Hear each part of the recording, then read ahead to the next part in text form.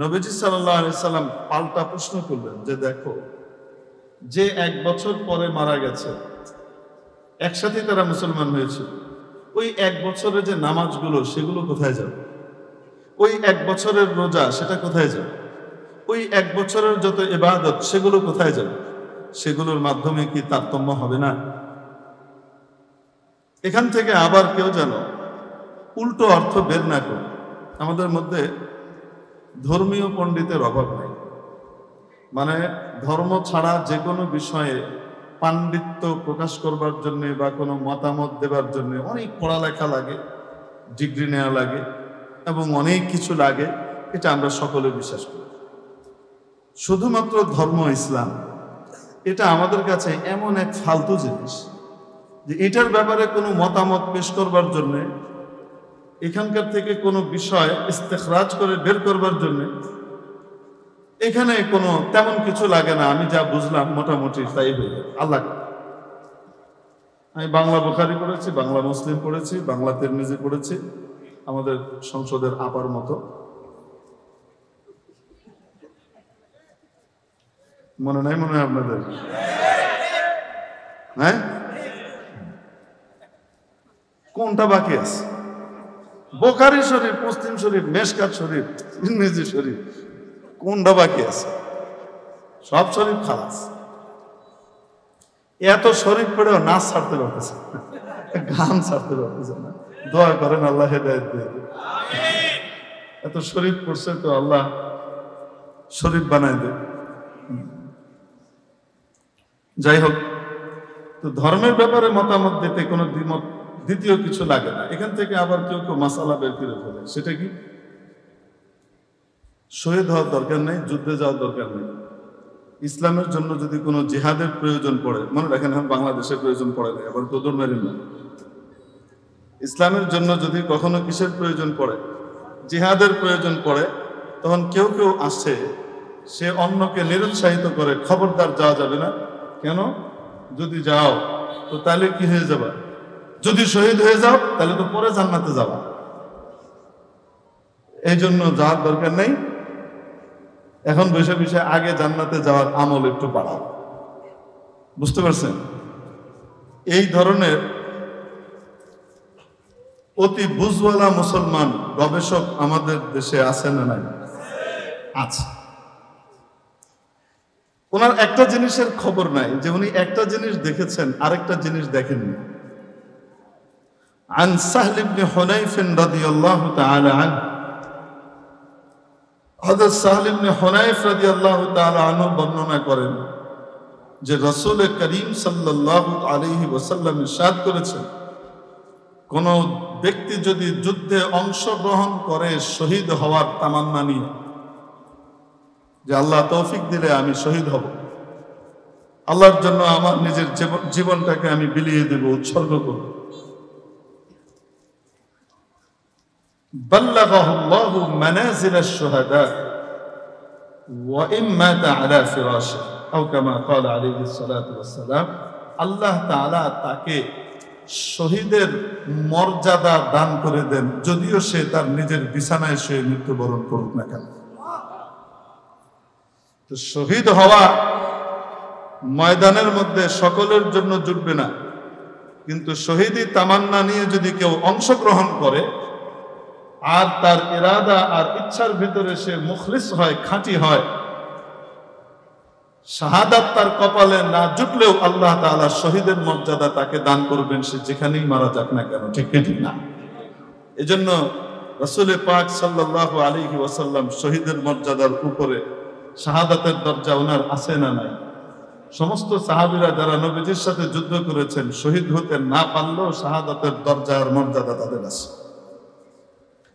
এখন বুঝে নেন, ওই যে দুই ব্যক্তি, যেই দুই ব্যক্তি একসাথে মুসলমান হয়েছিলেন, একসাথে আল্লাহর রাস্তায় জিহাদে অংশগ্রহণ করেছেন, একজন শহীদ হয়েছেন, আরেকজন স্বাভাবিক মৃত্যুবরণ করেছেন 1 বছর পরে, বলেন তো দেখি শহীদ হওয়ার মর্যাদার দিকে উভয়ে সমান কিনা? কারণ শাহাদাতের তামান্না নিয়ে উনিও গিয়েছিলেন।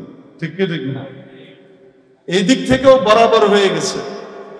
উপরন্তু তার কাছে আরো 1 বছরের নেক আমল।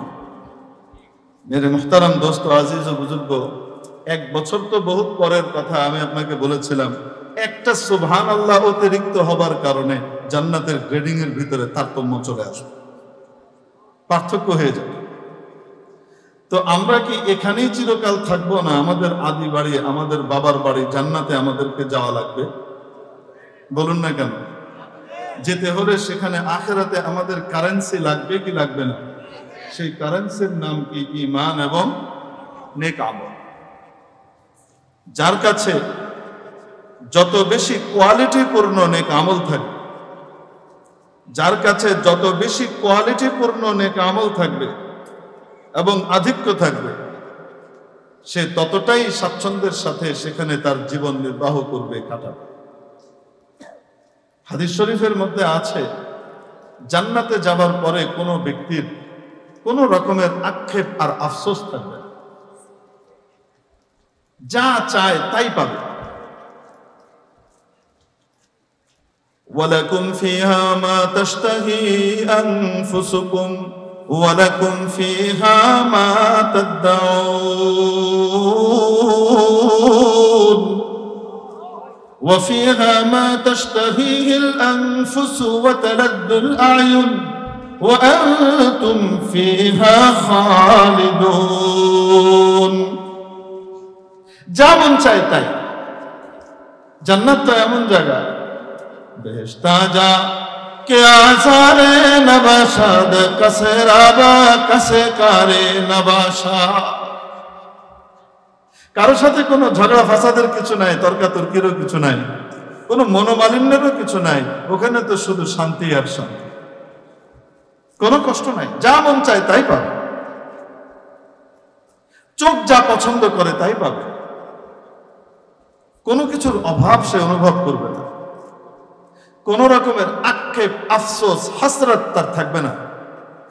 তবে নবীজি সাল্লাল্লাহু আলাইহি সাল্লাম বলেন, ওই সমস্ত সময়গুলোর ব্যাপারে তার বড় আক্ষেপ হবে যেই সময়গুলো দুনিয়াতে আল্লাহ তাআলার জিকির ছাড়া, আল্লাহর স্মরণ ছাড়া, আল্লাহর খুশির কাজ ছাড়া সে খালি পার করে দিয়েছে। ইস, যদি আমি ওই সময়টাকে আরেকটু বেশি কাজে লাগিয়ে ইবাদত করতাম, আজকে আমার জান্নাতের দরজাটা আরো অনেক বড়, আমার গ্রেডটা আরো অনেক উন্নত। বুঝাতে পারি না? একটাই, আমাদের এখন তো মাশাআল্লাহ বাড়িঘর বানায়, আপনারা দেখবেন যে অ্যাপার্টমেন্ট ভবনগুলো তৈরি হয়, এগুলোর ভিতরে এক একজন এক এক ফ্ল্যাট কিনে নেয়, কিন্তু মৌলিকভাবে সবগুলার দরদাম এক হলেও ডেকোরেশন অনুযায়ী, ফিটিংস অনুযায়ী একটার চেয়ে একটার দাম বেশি হয়। ঠিক কি ঠিক না? তারতম্য হয় কি হয় না? ফিটিংসের সামান্য এদিক ওদিকের কারণে, একটা কল বা একটা সুইচের তারতম্যের কারণে দামের কি হয়ে যায়? কোয়ালিটির কারণে পার্থক্য হয়ে যায়। তো দুনিয়ার বাড়িতে যদি মানুষ যেই পরিমাণ তার ব্যয় আর খরচ, সেই হিসেবে তার বাড়ির গ্রেডিং এর ভিতরে তারতম্য হয়, তো বলেন তো দেখি জান্নাতের ভিতরে তারতম্য হবে কি হবে না? হবে। মেরে মুহতারাম দোস্ত, বলছিলাম আখিরাতের কারেন্সির নাম হলো নেক আমল। ঈমান এবং নেক আমল। ঈমান কাকে বলে? ঈমান বলে সংক্ষেপে দুই জিনিসকে। আমানতু বিল্লাহি কামা হুয়া বিআসমাইহি ওয়া সিফাতিহি। ঈমান আনলাম আমি আল্লাহর উপর যেমন তিনি আছেন তার নাম এবং গুণাবলীগুলো সহকারে, তেমন ঈমান তার উপরে আনলাম আল্লাহ কি শরীকওয়ালা না শরীকহীন, ওয়াহদাহু লা শারীকা লাহ, কুল হুয়াল্লাহু আহাদ। এক আল্লাহ, অদ্বিতীয়।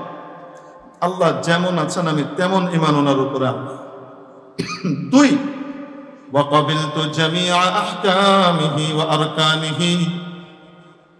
আল্লাহর পক্ষ থেকে যত বিধিবিধান আমাদেরকে দেয়া হয়েছে, সমস্ত বিধিবিধানকে সত্য, সঠিক, বাস্তবসম্মত, কিয়ামত পর্যন্ত মানব দানবের সকলের মুক্তি এবং কল্যাণের একমাত্র পথ পন্থা হিসেবে মনে প্রাণে স্বীকার করে নিলাম। এটার নাম কি? ঈমান। নাম্বার 2, নেক আমল কাকে বলে? নেক আমল মানে গুড ডিড, ভালো কাজ। আমরা মনে করি নেক আমল নামাজ, রোজা, হজ, যাকাত, যেগুলো আমরা দেখি, সাদকা, খায়রাত, এগুলাই নেক আমল। ব্যবসা বাণিজ্য, চাকরি বাকরি থেকে শুরু করে যা কিছু আছে এগুলো হলো সব দুনিয়ার কাজ। আর নামাজ, রোজা, হজ, যাকাত এগুলো হলো আখিরাতের কাজ, ঠিক না? আমাদের সাধারণ কনসেপ্ট হলো এরকম। অথচ নেক আমলের ডেফিনেশন এত সংকীর্ণ নয়, এত ছোট নয়। নেক আমল মানে ভালো কাজ। ভালো কাজ কাকে বলে এটা আমি আপনাকে একটু উদাহরণ দিয়ে বুঝাই। ভালো কাজ কাকে বলে আর পচা কাজ কাকে বলে? আমাদের দেশ বাংলাদেশ গার্মেন্টস শিল্পে মাশাআল্লাহ অনেক উন্নতি করেছে। তৈরি পোশাক শিল্পে পৃথিবীতে বেশ ভালোই সুনাম তাদের আছে। এই যে পোশাক তৈরি করে বিদেশে রপ্তানি করা হয়, এগুলো সাধারণত কেমন হয়? বায়ার, যিনি কিনবেন, ক্রেতা, তার পক্ষ থেকে লোক আসে, অর্ডার ইস্যু করে এবং কেমন জিনিস চায় এটার জন্য একটা স্যাম্পল দেয়, এরকম লাগবে। এখন ধরেন, মনে করেন বায়ার একটা স্যাম্পল দিয়ে গেল যে আমাকে এই ধরনের কাপড়ের, এই ধরনের ডিজাইনের 1 লক্ষ পিস শার্ট তৈরি করে দেবে। তো এই শার্ট তৈরি হবার পরে আপনারা জানেন এখান থেকে যখন বিদেশে এক্সপোর্ট হয়, ওখানকার ভালো ভালো শপিং মলে যখন এগুলো ঝুলতে থাকে, ভালো ভালো দামি শোরুমগুলোতে যখন ঝুলতে থাকে, কোনো কোনো শার্টের দাম অনেক বেশি, $200-300, $400 আছে, $500, $600 শার্ট আছে। ধরেন $100 বিক্রি হচ্ছে। তো একটা শার্ট যেটা খুব কোয়ালিটি সম্পন্ন এবং খুব ভালো হয়েছে, এরকম একটা শার্ট $100 বিক্রি হচ্ছে। বাংলাদেশি টাকায় তার দাম কত বর্তমানে? কত? প্রায় 16,000, না নাকি? $100 কত? 11,000। আচ্ছা, এখন 10,000-এর উপরে, সোজা কথা, ধরেন 10,000 ধরে নি কিছুক্ষণের জন্য। তো 10,000 টাকা দাম শার্টটা। কেন? শার্টটা যেমন স্যাম্পল ইস্যু করা হয়েছিল ওরকমই বানানো হয়েছে, ওইভাবেই বানানো হয়েছে। এখন মনে করেন কোন গার্মেন্ট মালিক যদি মনে করে যে বিদেশি ভালো একটা অর্ডার পেয়েছি, এটাকে মনের মাধুরী মিশিয়ে আমি এটাকে তৈরি করব, উনি ওনার জিএম অপারেশনকে তলব করলেন, আসলেন। প্রোডাকশন ম্যানেজারকে ডাকো, তিনিও আসলেন। স্যাম্পলে কি আছে? স্যার, এরকম কলার আর সামনে 6টা বোতাম, বাঁ দিকে উপরে একটা পকেট এই ডিজাইনের দেয়া আছে। এখন মালিক বলছেন, আরে আমেরিকার মানুষ, এত বড় শরীর, এদের 6টা বোতামই কি হয় নাকি? 12টা বোতাম লাগাও। খরচ কম হলো না বেশি? আন্তরিকতার কোনো ঘাটতি আছে না? উদ্দেশ্য অনেক ভালো। আচ্ছা, পকেট কয়টা? স্যার, উপরে বাম দিকে একটা। আরে কি বলো, আমেরিকার মানুষের এক পকেটে হয় নাকি? ডান দিকেও একটা। আবার কিছুক্ষণ করে চিন্তা করে বলছে, উপরে যেমন 2টো দিয়েছো, নিচেও 2টো দাও। কেন? তো তাদের তো বহু টাকা পয়সা, এই কার্ড, সেই card, visa card, debit card, credit card, এই কার্ড, ওই কার্ড, কত কিছু লাগে, কত রকমের কারেন্সি রাখতে হয়, আলাদা আলাদা পকেটে খুশি হোক। আচ্ছা, কিছুক্ষণ পরে আবার চিন্তা ভাবনা করে বলছে, এক কাজ করো, আমেরিকান বলে কথা, একটু উদ্ভট ধরনের জিনিস বেশি পছন্দ করে। বিখ্যাত কথা সাহিত্যিক হুমায়ুন আহমেদ সাহেব বলেছেন, ওরা আধ পাগলা টাইপের। তো এক কাজ করো, সামনে যেমন 4টা পকেট দিচ্ছ, পিছনেও 4টা লাগাও। হইল কয়টা? বলেন না কেন? স্যাম্পল অনুযায়ী করতে হলে লাগতো কটা? কয়? 2টা। একটা। এখন লেগেছে কয়টা? খরচ কম হয়েছে না বেশি? সময় কম লেগেছে না বেশি? এখন বলেন দেখি, এই শার্টটা যখন এক্সপোর্ট হবে, বায়ার একসেপ্ট করবে তো? আমেরিকান বায়ার এটা একসেপ্ট করবে? কি বলবে? একসেপ্ট করবে না। আমাদের খাঁটি সাধারণ গ্রাম্য বাংলায় যদি বলি আমরা, মোহের মাধ্যমে মিললাম আর মোহের উপরে মিললাম আর মানে বুঝেন, মুখের উপরে ছড়ে মার এগুলি কি দিস, ঠিক কি ঠিক না? এখন এখানকার যিনি এই শার্ট এক্সপোর্ট করেছেন তিনি বলছেন, আপনি তো বড় বেইনসাফ মানুষ, আপনি চাইছেন একটা পকেট, আমি দিছি 8টা পকেট। আপনি চাইছেন 6টা বোতাম, আমি দিলাম 12টা বোতাম। আপনি আমাকে আমার প্রাপ্য আরো বাড়িয়ে দিবেন, উল্টো আমাকে আপনি টাকাই দিচ্ছেন না কোন। তো ওখানকার ক্রেতা বলবে, টাকা দেওয়া তো পরের কথা, আমি যে বিভিন্ন জায়গায় সাপ্লাই দিই, এখন সময় মতো তাদেরকে দিতে পারবো না, আমার এই গুডউইল নষ্ট করবার জন্য তোমার ব্যাপারে মামলায় আদালতে মামলা ঠোকা হবে, ঠিক কি ঠিক না? এখন বলেন তো দেখি পার্থক্যটা কি? প্রথমটা হলো স্যাম্পল অনুযায়ী তৈরি হয়েছে, অল্প খরচে তৈরি হয়েছে, স্যাম্পল অনুযায়ী হওয়ার কারণে সেটা ভালো কাজ হিসেবে স্বীকৃতি পেয়েছে। আগে 1 লক্ষ পিসের অর্ডার ছিল, সামনের বার 2 লক্ষ 3 লক্ষের অর্ডার আসবে, ঠিক কি ঠিক না? শার্টটার দাম কত হলো? 10,000 টাকায় বিক্রি হচ্ছে বাংলাদেশি মুদ্রায়। আর যেটা স্যাম্পল অনুযায়ী হয় নাই, সেটা অনেক ভালো নিয়ত থাকা সত্ত্বেও, অনেক সুন্দর কারুকাজ থাকা সত্ত্বেও এটার অবস্থা হলো এখন ঢাকায় ফেরত এসেছে, আসার পর কোনো দোকানদার নেয় না, মার্কেটওয়ালারা কেউই নেয়। কেরানীগঞ্জের এই যে এটার নাম কি, বরিশুল বাজারের কোনো মার্কেটওয়ালা দোকানদাররা না, 8 পকেটের এই জঞ্জাল কাটালো। এখন কি হয়েছে, আগে ফার্ম গেটের যে ওভারব্রিজ ছিল ওটার নিচে আগে, এখন না। এবং এখন গ্রাম বাংলায় বিভিন্ন হাটের দিন দেখা যায় বড় চাদর বিছানো আছে এবং ওখানে কিছু কাপড় চোপড়, নতুন টাইপের কাপড় চোপড় রাখা আছে এবং 3-4 জন মিলে এরকম করে গান গেয়ে গেয়ে কি করছে, বিক্রি করছে। পয়সা লইবেন 10 টাকা, দেখে লইবেন 10 টাকা, একটা নিবেন 10 টাকা, 2টাতে পাই 20 টাকা, এরকম গান গেয়ে গেয়ে গেয়ে গেয়ে কি করে, হ্যাঁ, বিক্রি করে। দেখেছেন না? দেখেন না?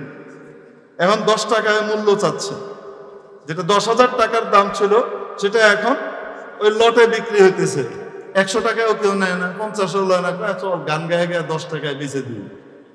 এখন 10 টাকা দিয়ে বিক্রি হচ্ছে, মানুষ আসে দেখে, এরম এরম করে, অনেকে তো মনে মনে আশা জাগে, হয়তো মনে হয় দিবি। দেখেন না, ওই যে যখন মানুষ ফকিরকে ভিক্ষা দেয়, গাড়ির ভিতরে বসে আছে, ফকির আসছে, আসলেই ফকির। কিছু ফকির তো আছে ব্যবসায়ী ফকির, আর কিছু আছে না আসলেই ফকির, গরিব মানুষ আছে না? নাই, আছে, 2 রকমই আছে। এখন দেখবেন গাড়িতে বসে পকেট থেকে মানি ব্যাগ বের করেছে, মানি ব্যাগ বের করে এরকম করে সোজা করে এভাবে এভাবে মানে টাকাগুলা গুনে এবং কাকে দিবে, ফকিরকে দিবে। তো 1000 নোটের টাকার উপরে যখন এরকম করে হাত কচলায়, তো ফকির মনে করে 1000, তো দেখে যে না, ওটা সরাই দিয়ে 500 টাকাটাকে কচলাই দিচ্ছে, তো মনে হয় এটা। তারপরে হাত দিয়ে দেখে যে না, 100 টাকা ধরতেছে, এবার মনে হয় এটা দিবে। তারপরে দেখতে দেখতে গুনতে গুনতে শেষে বেছে বেছে 2 টাকার একটা 5 নোট বের করে এনে দেয়। আরে কারো কারো অবস্থা বলতেছে, সবাই না, কিছু কিছু মানুষের কথা বলে। তো বলতেছে যখন এই যে টাকাগুলো এরকম করে গুনে, তখন ফকিরের দিলের ভিতরে কলজাটা কয়েকবার করে লাফ মারতে থাকে, মনে হয় ওই 8 পকেটওয়ালা শার্ট বিক্রি করবার জন্য প্রথমে 100 টাকা করে হাঁকছে, মনে হয় নিব, কেউ লয়। 50 গান গায়, তো তাদের কেউ লয়, কারণ 10 টাকা দিয়ে মূলায়। এখন 10 টাকা দিয়েও কেউ নেয় না। তো এক ভদ্রলোক এসে আবার এরকম করে এইভাবে দেখছে, করছে, চোখ টুক বড় করে, বাঁকা টোকা করে। তো এগুলো দেখে মনে হয় এই লোকটাই মনে হয় কেউ নেই, কার না নেই। শেষে সেও ফেলে রেখে চলে যাচ্ছে, তাই নিয়ে এতক্ষণ ধরে দেখলেন ফালাইতে জানবে। এমনিও কিছু মানুষের স্বভাব আছে, শুধু দেখবে, টিপবে, নিবে না। ও নেওয়ার জন্য আসেও না।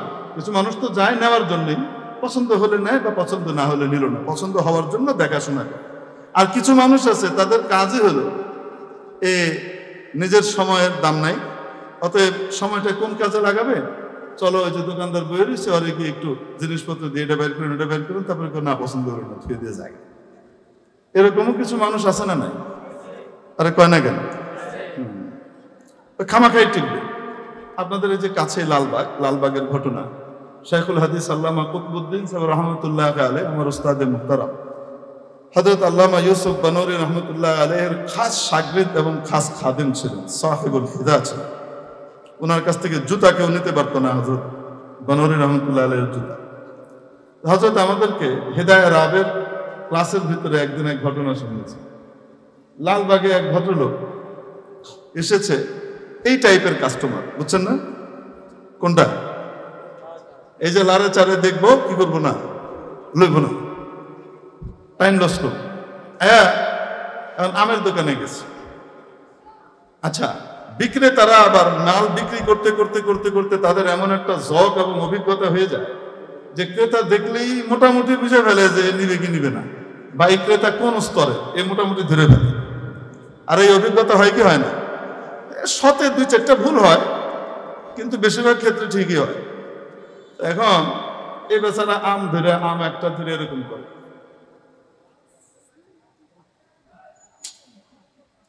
এটা থয়ে আরেকটা লয়ে টিপি করতেছে। তো বেচারার এমন বিরক্তি, কি করবে কিছু তো বলতে পারে না, কাস্টমারের সাথে রাগ করা যায় না। এখন পাশের দোকানদারকে বলতেছে আমওয়ালা, দেখছাস আমার ডাক্তার আছে। কি আইছে? ডাক্তার যেমন রোগীর টিপে টিপে দেখে না তার কোন জায়গায় ব্যথা আছে না আছে, এ বেটা আম টিপতেছে, কি করে দেখছাস আমের কি হয়েছে? ডাক্তার আছে। তো বলতেছিলাম ওই 8 পকেটওয়ালা শার্ট লো এরকম করে ইয়ে করতেছে, তো কেউ তো নেই নাই, এই বেটারা এরকম এরকম করে এমন ভাবে দেখছে মনে হচ্ছিল যেন নিবে, শেষে এটাও না নিয়ে গেছে গা, থুইয়া যায়। তো মেজাজ যে খারাপ হয়েছে, তো বলতেছে এই মেয়ে এক্সপোর্ট কোয়ালিটির জিনিস আপনি নিলেন না, এটা কোনো কথা কাম করলেন না, এক্সপোর্ট কোয়ালিটির জিনিস কি করলেন না, নিলেন না। ওকে ধর্মে এক্সপোর্ট কোয়ালিটির এই 8টা পকেট আর 12 বোতামের জঞ্জাল দিয়ে কেনা কিনবো এটা? আরে ভাই আপনি লইয়া যান, পকেট যে কয়টা আপনার দরকার রাখে বাকিটি খুলে লাই। তো ক্রেতা বলতেছে খুলে তো ফেলবো, কিন্তু ওই যে সূচের দাগ যে পড়ছে, ওই দাগ কেমনি সারাবো? মানুষে তো কেউ চুরি করে আনছে, বাতিল মাল লাগাইছে। তো যেটার দাম সসম্মানে 10,000 টাকা হতে পারত, শুধুমাত্র স্যাম্পলের সাথে মিলার কারণে কম খরচে, সেই জিনিসটা অধিক খরচ করবার পরে শুধুমাত্র স্যাম্পলের সাথে না মিলার কারণে এটার দাম 10,000 থেকে 10 টাকায় নেমে এসেছে, তাও কেউ কিনে। ঠিক কি ঠিক না?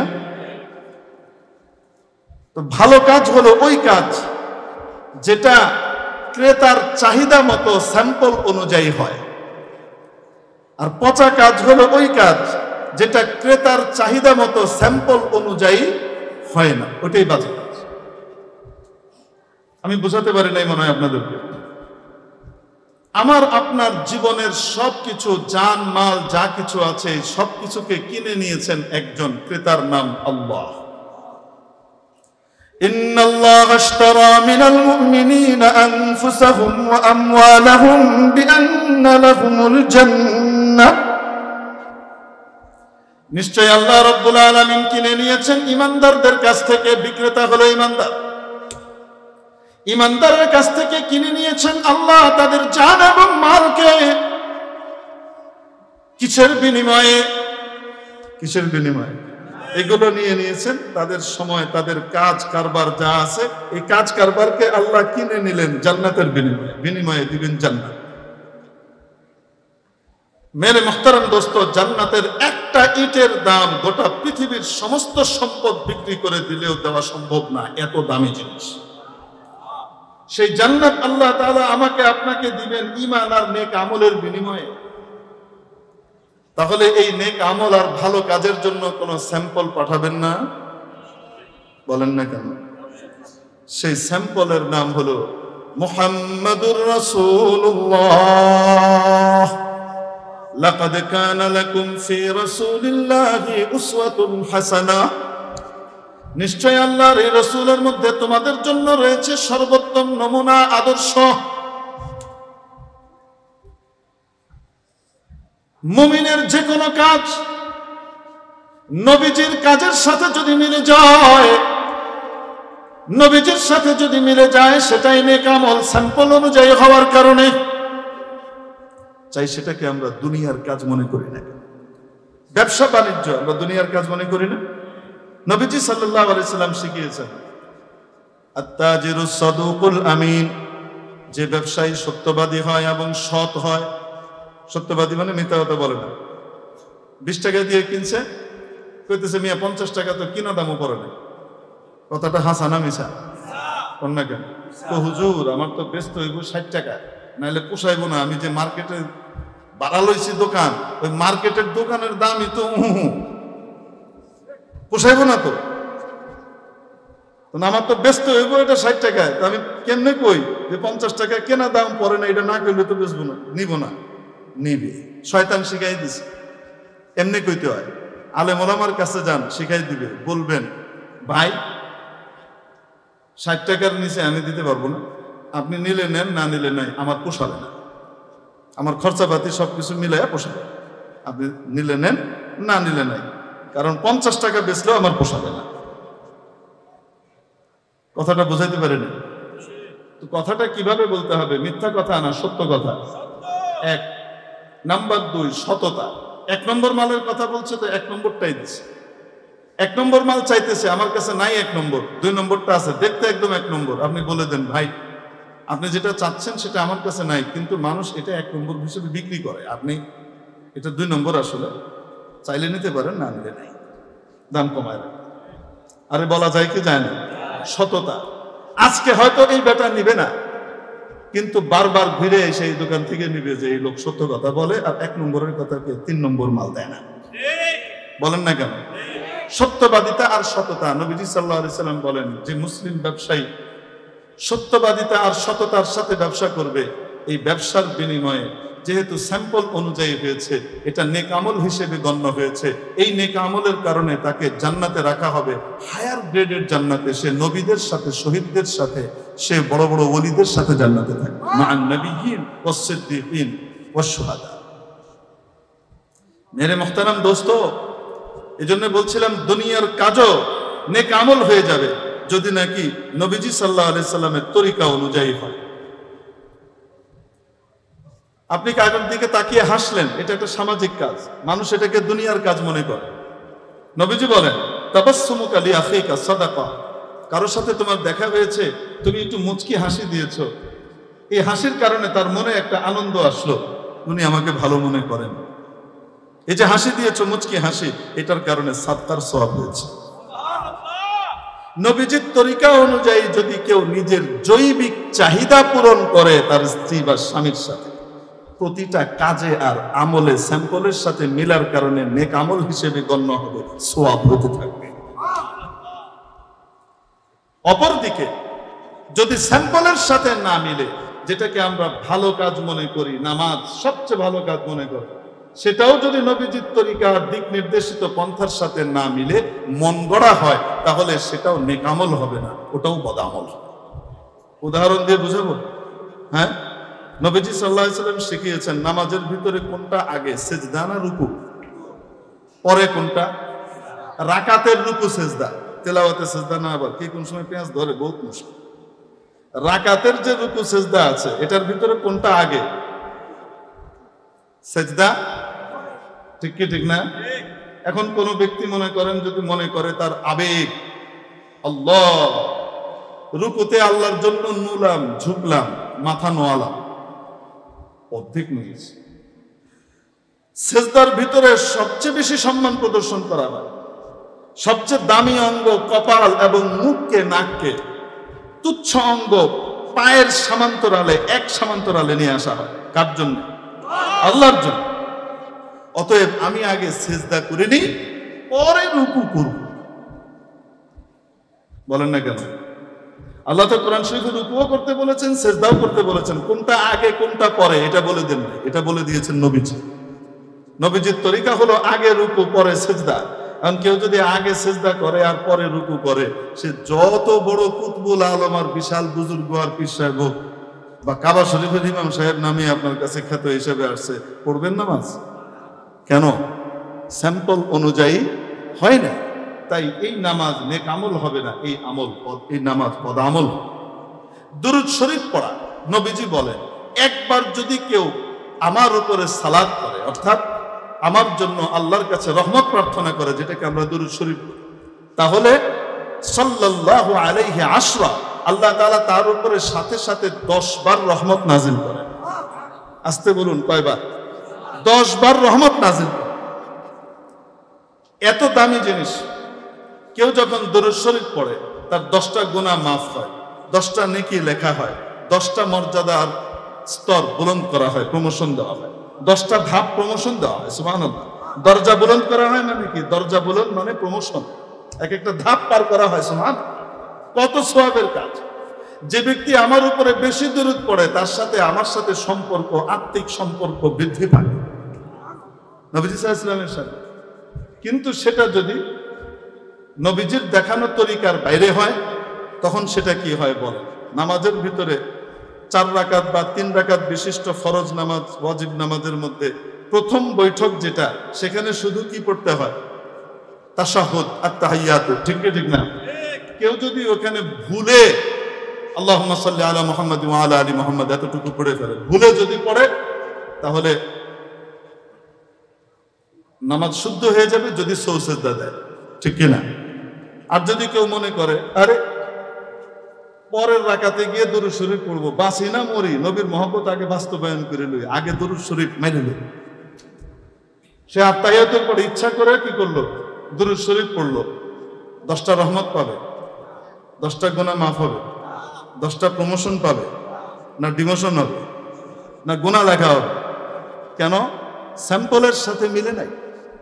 এজন্য কাজ হতে হবে নেক আমল এবং বৈধ আমল, এবং সেটাও হতে হবে বৈধ পদ্ধতিতে, নবীজির দেখানো পদ্ধতিতে। ঠিক ঠিক, অনুমোদিত পদ্ধতি। তো এটাকে বলে নেক আমল। মেরে মুহতারাম দোস্ত, রাজ্য পরিচালনা নেক আমল, সমাজ পরিচালনা নেক আমল। এটা কত বড় নেক আমল কল্পনা করতে পারবে। নবীজি সাল্লাল্লাহু আলাইহি সাল্লাম ইরশাদ করেছেন, এক দিনের ইনসাফ, কয় দিনের? এক দিনের ইনসাফ 60 বছরের বেরিয়া ইবাদতের চেয়ে উত্তম।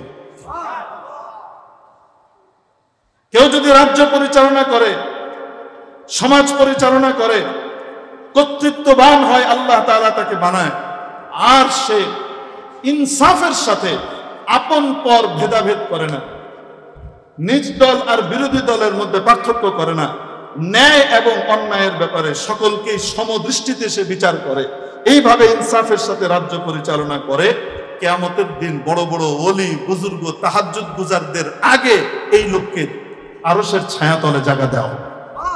নবীজি সাল্লাল্লাহু আলাইহি সাল্লাম যে 7 ক্যাটাগরির মানুষের ব্যাপারে বলেছেন, যেদিন কোনো ছায়া থাকবে না আল্লাহর আরশের ছায়া ছাড়া, সেদিন 7 ক্যাটাগরির মানুষকে আল্লাহ আরশের ছায়াতলে জায়গা দান করবেন। 1 নম্বরে বলেছেন আস-সুলতানুল আদল, ন্যায়পরায়ণ, ক্ষমতাবান। শব্দটা ব্যাপক, ইসতিলাহি মানায় বাদশা, কিন্তু আস-সুলতানের লুগাবি মানা কর্তৃত্ববান। আপনার পরিবারের মধ্যে আপনি কর্তৃত্ববান, আপনার স্ত্রী থেকে শুরু করে সকলে আপনার অধীনস্থ।